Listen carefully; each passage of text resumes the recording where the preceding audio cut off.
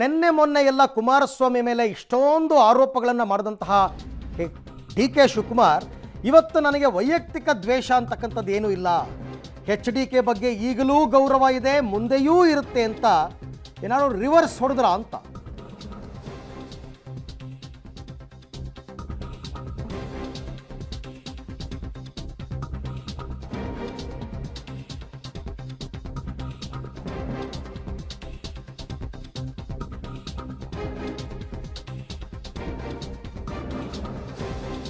K Shivakumar ಅವರ ಇವತ್ತಿನ ಹೇಳಿಕೆ, HDK ಮೇಲೆ ನನಗೆ ವೈಯಕ್ತಿಕ ದ್ವೇಷ ಅಂತಕ್ಕಂಥದ್ದು ಏನೂ ಇಲ್ಲ, ಈಗಲೂ ಅವ್ರ ಮೇಲೆ ಗೌರವ ಇದೆ, ಮುಂದೆಯೂ ಕೂಡ ಇರುತ್ತೆ, ಆದರೆ ವಿಷ ಕೊಟ್ಟರು, ಅದೇನೇನೋ ಬಂಡೆ ಕಲ್ಲು ಚೂರಿ ಇದೆಲ್ಲ ಯಾಕಂತಾರೆ ಇವರು. ಹಾಗಾಗಿ ಆ ವಿಚಾರಗಳಂದಿದ್ದಕ್ಕೆ ನನ್ನನ್ನು ಕಳ್ಕೊತಾ ಇದ್ದಾರೆ ಇವರು. ನನ್ನನ್ನು ಕಳ್ಕೊಂಡ್ರೆ ಕೇವಲ ನನ್ನೊಬ್ಬನ ಕಳ್ಕೊಂಡಂಗಲ್ಲ, ಇಡೀ ಸಮುದಾಯವನ್ನೇ ಕಳ್ಕೊಂಡೆ. ಇಲ್ಲಿ ಇಂಪಾರ್ಟೆಂಟ್ ಲೈನು, ನನ್ನನ್ನು ಕಳ್ಕೊಂಡ್ರೆ ನನ್ನೊಬ್ಬನ ಕಳ್ಕೊಂಡಂಗಲ್ಲ, ಇಡೀ ಸಮುದಾಯವನ್ನು ಕಳ್ಕೊಂಡಂಗೆ. ಆ ರೀತಿಯಾಗಿ ವೈಯಕ್ತಿಕ ವಿಚಾರಕ್ಕೆ ಬಂದಿದ್ದಕ್ಕೆ ನಾನು ಕೆಲವೊಂದು ವಿಷಯ ಪ್ರಸ್ತಾಪ ಮಾಡಬೇಕಾಗಿತ್ತು. ಅದನ್ನು ಬಿಟ್ಟರೆ ಕುಮಾರಸ್ವಾಮಿ ಮೇಲೆ ನನಗೆ ಇವತ್ತಿಗೂ ಗೌರವ ಇದೆ. ನನ್ನ ಬಂಡೆ, ನನ್ನ ಆಸ್ತಿ, ನನ್ನ ಜಮೀನು, ಯಾವುದೋ ಹೆಣ್ಮಗು ಜಮೀನು ಬರೆಸ್ಕೊಂಡ್ರು ಅಂತಾರೆ, ಇದೆಲ್ಲ ಆರೋಪಗಳು ಮಾಡಿದ್ದಾರೆ. ಯಾವ ಹೆಣ್ಮಗು ಯಾವ ಜಮೀನು ಬರೆಸ್ಕೊಂಡಿದ್ದೀನಿ ನಾನು ಹೇಳಿ? ಮತ್ತೆ ಆರೋಪನೇ ಇದು.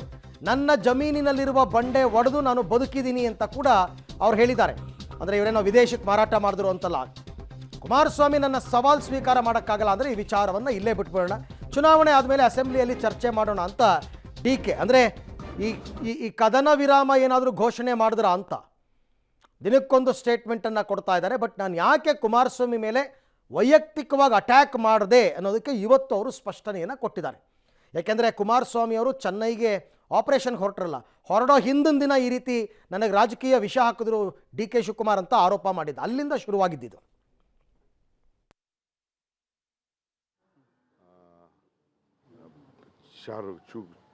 ಚೂರಿ ಹಾಕ್ಬಿಟ್ಟ, ವಿಷ ಕೊಟ್ಬಿಟ್ಟ. ಇವೆಲ್ಲ ಹಿರಿಯರಿಗೆ ಗೌರವ ಕೊಡುವಾಗ ಗೌರವನ ಸ್ವೀಕಾರ ಮಾಡಬೇಕು.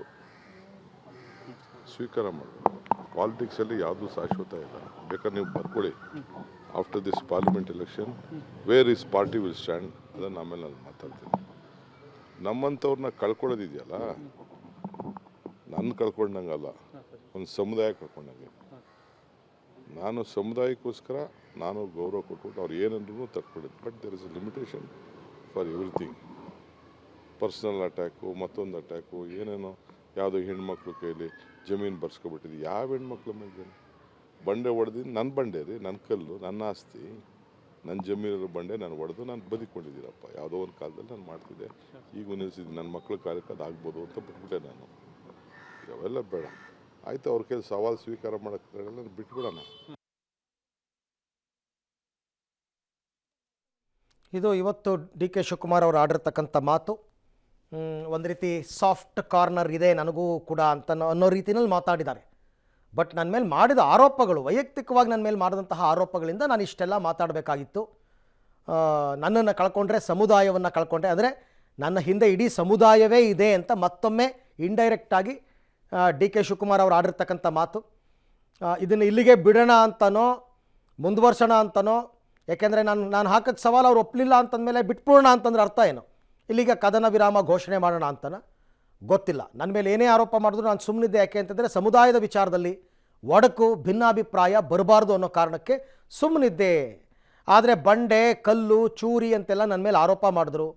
ನಮ್ಮಂಥವ್ರನ್ನ ಕಳ್ಕೊಳ್ಳೋದು ಅಂತಂದರೆ ನನ್ನನ್ನು ಕಳ್ಕೊಂಡಂಗಲ್ಲ, ಸಮುದಾಯವನ್ನೇ ಕಳ್ಕೊಂಡಂಗೆ ಆಯಿತು. ಈಗ ಅವರಿಬ್ಬರ ನಡುವೆ ಭಿನ್ನಮತ ಮೂಡಿ ಆಗೋಯ್ತು, ತುಂಬ ದೂರ ಬಂದ್ಬಿಟ್ಟಿದ್ದಾರೆ ಇಬ್ಬರು ಕೂಡ. ಈಗ ಪ್ಯಾಚಪ್ ಮಾಡೋಕ್ಕಾಗುತ್ತಾ?